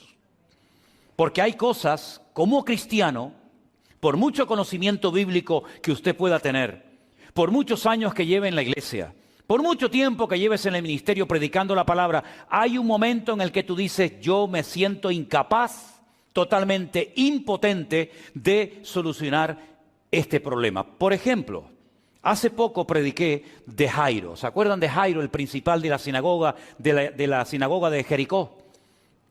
Ese hombre sabía la Biblia de memoria. Era un rabino, era una persona con influencia, una persona que daba consejos a casadas, a solteros, a viudos, a matrimonios. Pero hay un momento en el que él tiene un problema familiar que su religión, su conocimiento, su experiencia en la vida no le ayudan. ¿Y a quién tiene que ir? A buscar ayuda al maestro. Si él pudiera en ese momento haber solucionado el problema con la niña que estaba enferma, que después sabemos que murió, nunca hubiera recurrido al Señor. Pero la enfermedad de su hija, posteriormente la muerte de su hija, lo impulsa a buscar al Señor. Y ahí hay una lección muy importante. Nosotros dependemos en la vida para todo de nuestro Señor Jesucristo. El único que no necesita de nada ni de nadie es nuestro Dios. Pero nosotros muchas veces a lo largo de nuestra vida vamos a tener que orar, no solamente para dar gracias, sino para pedir misericordia, para pedir sanidad, para pedir sabiduría y tantas cosas que no vamos a poder obtener por nosotros mismos. Esa es la primera lección de la escuela del taller de la oración, la dependencia que tenemos del Señor. Segunda lección, ¿por qué oramos? Porque sabemos que Dios nos oye, ¿sí o no? Si nosotros supiéramos que Dios no nos va a oír, seguramente no oraríamos, ¿sí o no? ¿Sí o no? Pero dice la Biblia, esta es la confianza que tenemos en Él, que si pedimos alguna cosa conforme a su voluntad, sabemos que Él nos oye. Y si sabemos que Él nos oye, tenemos las peticiones que le hayamos hecho. Segunda lección, nuestro Dios nos oye porque no es un Dios sordo. Esto que para nosotros es normal, orar por la comida, orar por un hijo que se va a la escuela, orar por un principio de un culto, orar por cualquier actividad, esto ya lo hemos aprendido y lo tenemos tan interiorizado que para nosotros no es ningún problema saber que cuando oramos al Señor, el Señor está oyendo nuestra oración. Tercera lección que enseña la oración, que Dios no solamente me oye, sino que Dios responde. Y hay muchas pruebas y testimonios, yo creo que aquí entre nosotros y los hermanos que nos están viendo esta noche en sus hogares, que nuestro Dios no solamente nos oye, sino que nuestro Dios nos responde. ¿Hay alguien aquí que en algún momento de su vida pidió al Señor algo y el Señor se lo concedió? Entonces es algo que no hace falta enfatizar demasiado, porque todos sabemos perfectamente que Dios no solamente oye, sino que Dios también responde a nuestras oraciones. Entonces, todo esto que les acabo de decir, el confesar los pecados, el no tener nada con ningún hermano o hermana, el orar los unos por los otros, todo esto son los ingredientes que me permiten a mí después ir a orar y saber que esa oración, Dios la oye, Dios la responde y es una oración eficaz, es una oración efectiva. No es una oración que es una pérdida de tiempo, sino es una oración que obtiene los resultados por los cuales se hizo tal oración. ¿Se dan cuenta? El Señor Jesucristo, cuando está en el cementerio donde está enterrado Lázaro, ¿qué dijo? Padre, gracias te doy porque sé que siempre me oyes. Nunca dudemos de que nuestra oración, cuando se la elevamos a nuestro Dios, Dios siempre nos va a oír y si es su voluntad y el tiempo adecuado, el Señor responderá a nuestra oración. Pero creo que también a veces es bueno que nos examinemos a nosotros mismos. Además es bíblico, ¿sí o no? Cuando celebramos la Santa Cena solemos leer esos versículos de 1 Corintios que dice, probaos a vosotros mismos para que no seáis juzgados. Examinaos a vosotros mismos. Y en ese contexto de probarnos, en ese contexto de examinarnos a nosotros mismos, Pablo por ahí mete la idea y dice, porque por haber tomado indignamente el cuerpo y la sangre del Señor, muchos duermen, muchos hay débiles entre vosotros y hay muchos enfermos. ¿Te das cuenta cómo una vez más Pablo demuestra bíblicamente que hay, no siempre, pero hay momentos y circunstancias en la vida en la que algo que nos puede estar pasando es consecuencia de algo que estamos haciendo o diciendo mal? Porque repito, bendecir es hablar bien y maldecir es hablar mal. Por eso Santiago dice, la boca es como una fuente y una fuente, no existe en el mundo una fuente que echa agua dulce y al mismo tiempo agua salada. O echa agua dulce o echa agua salada, pero las dos cosas no puede ser. Y Santiago dice que a veces en nuestras lenguas, en nuestro vocabulario, en nuestra forma de hablar, salen palabras adecuadas y salen palabras inadecuadas o incorrectas. Y eso es lo que muchas veces paraliza, permítame la expresión, congela la oración. ¿Por qué? Porque no se están dando los ingredientes adecuados para que esa oración sea respondida por nuestro Dios. También es verdad, y hay que decirlo, lo podemos ver perfectamente en la carta, en el libro de Daniel, que hay momentos en la que la oración entramos en un nivel de guerra, de batalla espiritual. Daniel oraba y ayunaba durante 21 días, no recibía ningún tipo de respuesta hasta que un ángel le viene y le dice, es que he estado peleando contra el príncipe de Persia. Tu oración fue oída desde el primer día que te dispusiste a orar, tu oración subió a la presencia de Dios. Pero una cosa es que suba la oración y otra cosa es que baje la respuesta. Son dos cosas diferentes.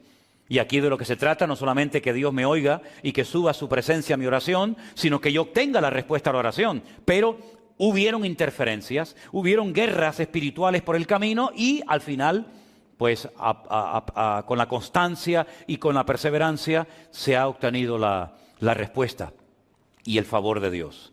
Así que, queridos hermanos, yo creo que es muy bueno que de vez en cuando nosotros, antes de orar, nos hagamos la siguiente pregunta. ¿Cómo está mi relación con mi Señor? ¿Cómo está mi relación con Él? ¿Hay interferencias? ¿Hay cosas que están bloqueando la oración? Mire, le voy a poner un ejemplo. Pedro dice que hay oraciones que están siendo intersectadas, tienen interferencias, no son efectivas. Y habla, por ejemplo, del matrimonio. Dice, no tratéis ásperamente a vuestras mujeres, lógicamente se refiere a los maridos, ¿no? A los que están casados. No tratéis ásperamente a vuestras mujeres. ¿Y qué dice? ¿Alguien sabe lo que dice lo siguiente del versículo? Exactamente. Para que vuestras oraciones no tengan estorbo. Y uno dice, ¿qué tiene que ver que yo haya discutido o peleado con mi mujer hace 10 minutos para después ir a la presencia del Señor y orar? ¿Es que Dios no me va a responder a mi oración? ¿La respuesta cuál es? No. ¿Pero por qué no? Porque ya te lo estoy diciendo. Porque has dejado a una persona herida, has dejado a una persona humillada, llámese esposa, hijo, marido, amigo, quien sea, has roto todo esto, has hecho un desastre y después te vas con toda tu cara a la presencia del Señor. Señor, respóndeme, Señor, ayúdame. Y el Señor dice, no, esto no funciona así. Esto no funciona así, querido. Si en el altar te acuerdas de que algo hay contra un hermano contra ti, deje su ofrenda en el altar, no pasa nada, no se la va a llevar nadie. Yo le espero. Vaya, reconcíliese con su hermano y una vez que haya arreglado su relación horizontal, venga a mi presencia y verticalmente las cosas van a fluir con toda naturalidad. Amén, hermanos. Parece fácil, ¿no? Pero es más fácil confesarle los pecados a Dios que pedirle perdón a un hermano. ¿Sí o no? Bueno, algunos dirán, a mí no me cuesta. Bueno, pues me alegro mucho y lo felicito. Pero esto es así como funciona. La oración no es tocar un botón y Dios tiene que responderme a todo lo que pido y a todos mis caprichos y a todos mis deseos, sino que a veces hay cosas que están afectando y tú te tienes que parar y honestamente decir, Señor, llevo mucho tiempo orando por esto, ¿Es que acaso Dios necesita 20 años para responderme a esta oración? Cuando aquel hombre le dijo al Señor, Señor, no hace falta ni que vengas a mi casa. ¿Para qué? Di la palabra. Con que digas la palabra, con que des la orden, problema solucionado. Y el Señor le dijo, en todo Israel he encontrado un hombre con tanta fe como este. Porque este hombre entiende el concepto de autoridad. Y él lo que sabe es que si yo doy la orden, automáticamente su criado será sanado. Entonces mi pregunta es, ¿y si yo le estoy pidiendo al Señor por algo y el Señor no da la orden y pasa un tiempo y otro tiempo y sigo y no hay respuesta? Yo creo que deberíamos de pararnos como cristianos mínimamente maduros que somos y preguntarnos, Señor, ¿hay alguna interferencia? ¿Hay algo que a lo mejor esté haciendo mal? ¿Algo que no me acuerdo y que está impidiendo que me llegue la respuesta a esta petición que llevo tanto tiempo haciéndote? Y si somos honestos, a lo mejor el Señor nos dice, mira, ay, no me acordaba yo de eso. ¿Saben que una vez le pasó a un gran hombre de Dios esto? Dios le había dado una gran promesa a un hombre de Dios y la promesa era la siguiente: todo lugar que pise la planta de tu pie, te lo daré a ti y a tu descendencia. Está claro, ¿no? Promesa maravillosa. Todo lo que pise la planta de mi pie, por supuesto dentro del territorio que Dios me ha designado, Dios me lo dará. Nadie te podrá hacer frente en todos los días de tu vida. Y si dudas que mi siervo Moisés se llevó la presencia de Dios a la otra vida y tú tienes menos como estuve con Moisés, estaré contigo. Bueno, la promesa maravillosa. Atacan la ciudad de Jericó, la ciudad cae conquistada inmediatamente. Una victoria contundente para la gloria del Señor. Hasta todavía seguimos predicando de la victoria de Jericó, a pesar de que han pasado miles de años. Pocos días después se van a un pequeño pueblecito llamado Hai, son derrotados, son humillados, hombres perdieron la vida, niños llorando porque su papá murió, mujeres viudas, un desastre. Josué se rasga las vestiduras y dice, aquí hay algo que no me encaja. Tú me dijiste que ibas a estar conmigo todos los días como estuviste con Moisés. Yo no me inventé eso, eso es una promesa que tú me diste a mí. Tú me dijiste a mí que tú me vas a ayudar y que todo lugar que pise la planta de mi pie va a ser nuestro. Pues aquí algo ha fallado. Aquí no se ha cumplido la palabra. Un día me ayudas y otro día veo derrota. Un día estoy en la gloria y otro día bajo los infiernos. Algo ha pasado aquí. Él no sabía lo que había pasado. De hecho, no era él el que había cometido el pecado, sino alguien de su pueblo había cometido un pecado, un tal Acán, ¿se acuerdan? Y el Señor le dice, es que esto tiene solución. Todo tiene solución, todo. Dile al pueblo que mañana por la mañana se levanten y empiecen a pasar uno detrás de otro en fila india delante de ti. Y yo te voy a decir lo que pasa. Tú ahora mismo no te enteras, estás preocupado, estás nervioso, a lo mejor hasta un poco enfadado, pero yo te voy a dar una lección mañana por la mañana. Espera, tranquilo.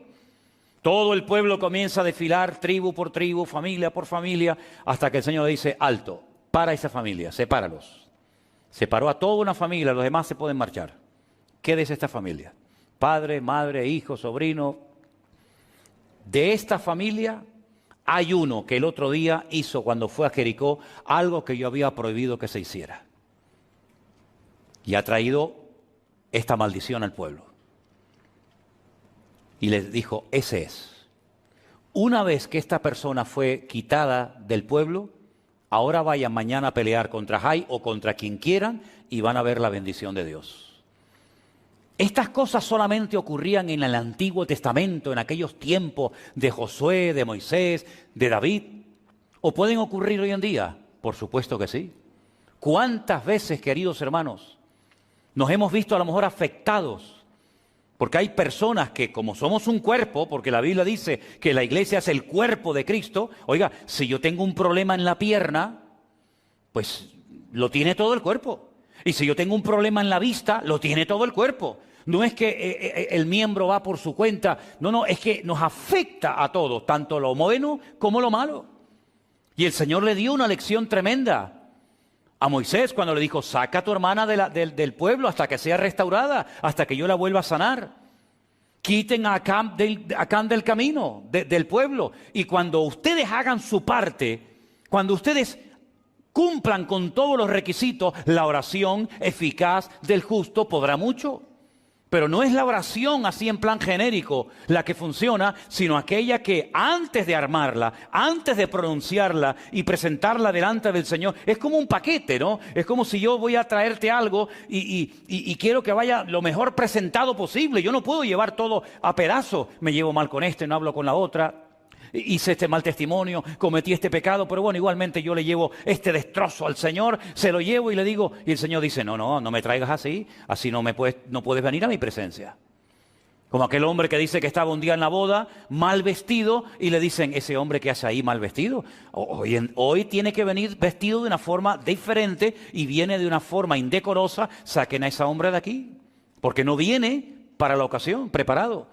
Exactamente es igual. Oye, que nos vamos a presentar no a un Señor normal y corriente, nos vamos a presentar ante un Dios santo que demanda orden y obediencia por nuestra parte. Y cuando yo vengo delante de Dios, una cosa es que yo venga con mi vida destrozada, ¿verdad? Y otra cosa es que yo ahora como creyente yo pretenda que venga delante de Dios con mi vida patas arriba, en desorden, en rebeldía, en desobediencia, y encima pretenda que Dios me arregle la vida en 5 minutos. Hermano, mira, te voy a decir algo y sinceramente te lo digo. Esto no funciona así. Esto no funciona así. Claro, al principio, cuando uno empieza en los caminos del Señor, pues, oye, uno hace las cosas por inercia, ¿no? Uno piensa que... Pero después de un tiempo, uno se tiene que parar y decir, Señor, la oración es algo muy serio, ¿eh? La oración es algo muy serio. La oración es conectarme con Dios, hablarle sinceramente a mi Señor. Y yo sé positivamente que yo estoy llevando en este momento de mi vida, pues yo qué sé, una doble vida, una doble moral, soy una cosa aquí, otra cosa allá, y eso nos debería de dar temor, respeto, como leíamos el otro día en el libro de los Hechos, que las iglesias eran edificadas, eran fortalecidas en el poder del Espíritu Santo, ¿pero por qué? Porque había paz entre ellos. Y porque dice la Biblia que andaban en el temor de Dios, ¿se acuerdan? Las iglesias tenían paz, andaban en el temor de Dios y automáticamente el Espíritu Santo se movía. Y el Espíritu Santo hacía maravillas entre ellos, pero ellos estaban haciendo su parte. Cuando las cosas no se hacían correctamente, automáticamente la bendición se detenía, la bendición se paraba, no porque Dios no quisiera bendecir, sino porque no se daban las condiciones para que el Señor obrara sorprendentemente para ese pueblo. Voy a ponerles un ejemplo más. La Biblia dice que Jesús fundía Nazaret, el pueblo donde se había criado. Todo el mundo lo conocía. Y dice literalmente la Biblia, y no pudo hacer milagros en Nazaret. ¿Cómo? No pudo. ¿Qué le pasó? ¿Qué le pasó al Señor ese día? Que no pudo. ¿Podían en Capernaum y no en Nazaret? Cosa más rara. ¿Qué pasaba en Nazaret? Y dice el versículo siguiente, a causa de la incredulidad de ellos. Ah, ahora entiendo. Es decir, que si no hay fe, si hay desconfianza, si hay incredulidad, ¿Dios no puede operar? No es que Dios no pueda operar, es que Dios ha puesto unas condiciones encima de la mesa, hermanos. Y las condiciones que Dios pone son para nuestro beneficio. Y son las condiciones que Él ha puesto para enseñarnos a vivir una vida cristiana ordenada y no una vida cristiana a nuestro aire, donde todo vale y no pasa nada. ¿Cómo que no pasa nada? Claro que pasa, mi querido hermano. Para que vuestras oraciones no tengan estorbo. La oración es algo increíblemente poderoso. Yo creo que es una de las cosas más hermosas que Dios le ha dado al creyente, sinceramente. Y como lo he dicho en muchas ocasiones, lo vuelvo a repetir ahora. Puedes orar de pie, puedes orar sentado, puedes orar en un avión, puedes orar en un barco, puedes orar de día, de noche, en la postura que quieras, y Dios siempre te va a oír, pero para que sea una oración eficaz, una oración que obtenga resultados, una oración que glorifique a Dios, tiene que ser una oración según el modelo bíblico. Y yo recomendaría a los que quieren ahondar un poquito más en esto, que lean las oraciones que se hacían en la Biblia. Por ejemplo, hay una oración preciosa que Esdras hace en el libro de Esdras. Léanla, es tremenda. Las oraciones que hacía Daniel, las oraciones que hacía Cristo, no solamente la del Padre Nuestro, la de Juan 17, por ejemplo, una oración tremenda. La oración, por ejemplo, que hace Pablo, que está escrita en la carta de Pablo a los Efesios. Es decir, hay muchas oraciones y los salmos, en los salmos hay muchísimas oraciones. Leyendo todas esas oraciones y viendo cómo esa gente oraba, cómo glorificaban a Dios, cómo preparaban el terreno antes de entrar a la petición, cómo exaltaban y glorificaban el nombre de Dios, sus proezas, sus maravillas, sus milagros. Y al final, casi al final de la oración, presentaban su petición, su dolor, su carga, su emoción, su sentimiento. Uno puede llegar a aprender muchísimo. Así que vamos a dejarnos enseñar e instruir por el Señor, no solamente a través de la palabra, cosa que tenemos clarísimo que hace, sino que, repito, para mí la oración es una escuela. Porque hay oraciones que Dios responde más rápido que otro. ¿Qué ingredientes tiene que tener la oración? ¿Qué estorbos puede tener la oración que me impiden obtener la respuesta a mi petición delante del Señor? Etcétera, etcétera. Y creo que también es bueno, y termino, ver que hay oraciones que para que sean no oídas, siempre las oye, para que sean respondidas por el Señor, hay un factor de vital importancia. Que hay algunos que lo quieren apartar, pero no lo apartes porque tampoco funciona. Y es el factor tiempo. Hay oraciones que en este momento Dios no te puede responder porque no estás preparada o preparado para recibir semejante bendición o semejante respuesta. Es como si una mujer embarazada le pide al Señor, Señor, yo quiero que salga el niño ya. Quiero verlo ya, no aguanto más. ¿Cuánto tiempo llevas de embarazada? 3 meses y medio. No ores así, no ores así. Porque si Dios responde a tu oración, el niño va a nacer muerto. Se puede morir. Tienes que aprender a esperar. Pero es que ya llevo 3 meses. Pero aún te queda. Aún te queda. No está formado. No está formado. Se está formando poquito a poco, pobrecito. Ahora una cosita, mañana la otra. Si tuvieras el niño ahora, tendrías un monstruo. Tendrías un niño que no está preparado para la vida. Y para cumplir tu capricho y para que te quedes contenta, tengo que hacerle un daño a otra persona. Entonces, tienes que aprender a esperar. Pablo le dijo al Señor, quítame este aguijón, Señor. Yo te lo he pedido ya 3 veces. Y el Señor le dijo, bástate mi gracia. Porque mi poder, ¿en qué se perfecciona? En la debilidad. Entonces él tuvo que aprender una lección por medio de la oración, en este caso no respondida, de que el poder de Dios se perfecciona en la debilidad. ¿Dónde aprendió eso? A través de la oración. En este caso de una oración que el Señor le dijo, espera. No sabemos si el Señor más adelante le quitó el aguijón, pero por lo menos cuando él escribe la carta a los Corintios, el Señor le dijo, no, pero es que ya ha pedido 3 veces, como si me lo pides 80. No es cuestión de pedir y pedir y pedir y pedir y pedir. Yo ya te oí del primer día, pero en este momento no te lo voy a quitar. Porque él después reconoce, cuando Dios lo trata y le habla así tan directamente, dice, para que no me enalteciera sobremanera. Ah, amigo. Claro, porque dice que él conocía a un hombre. Él habla en tercera persona como de otra persona, pero es él el que está refiriéndose a él. Se conozca a un hombre que hace 14 años subió a la presencia de Dios y allí vio y oyó cosas inefables que no le ha sido permitido escribirlas. Es él el que vio y oyó eso. Y para que no me enalteciera sobremanera, el Señor me mandó este aguijón. Es decir, que la humildad no viene por leer la Biblia. La humildad no viene por cantar. La humildad viene por el aguijón.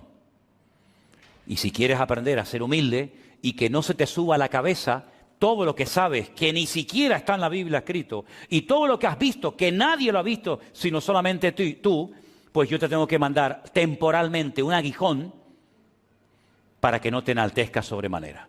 Entonces, a veces puede ser en un momento determinado de la vida que Dios nos manda un aguijón. Yo no voy a decir cuál es tu aguijón, pero puede ser que a veces el Señor tiene en tu vida una situación que es la que te mantiene humilde. Y es la que te mantiene con los pies en la tierra y con la cabeza en el cielo. Y es la que impide que te vuelvas loca y te vuelvas otra vez a revolcar en el mundo. Entonces el Señor te tiene así como un poquito frenado, ¿no? Como un poquito retenido, y en el fondo te está haciendo un favor el Señor. Porque el Señor, como hemos cantado, es bueno y para siempre es su misericordia.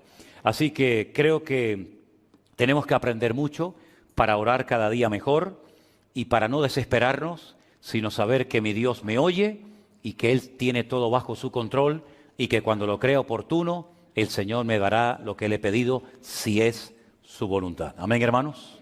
Cierra tus ojos en esta tarde, ahí donde estás. Confía en el Señor que Él hará en su debido tiempo.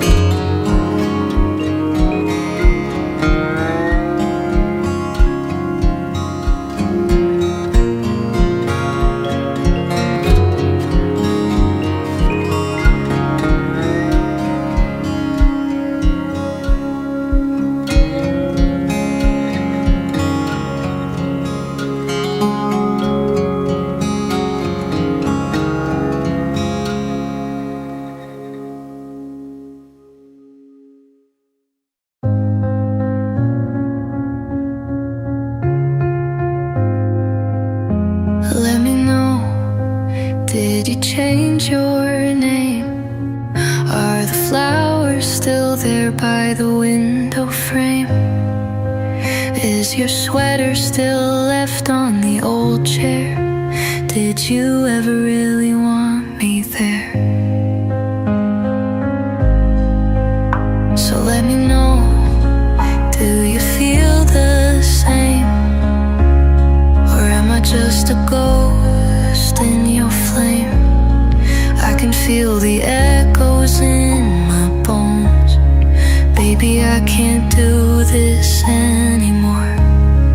I hope you're happy. I hope you sleep just fine. I hope you know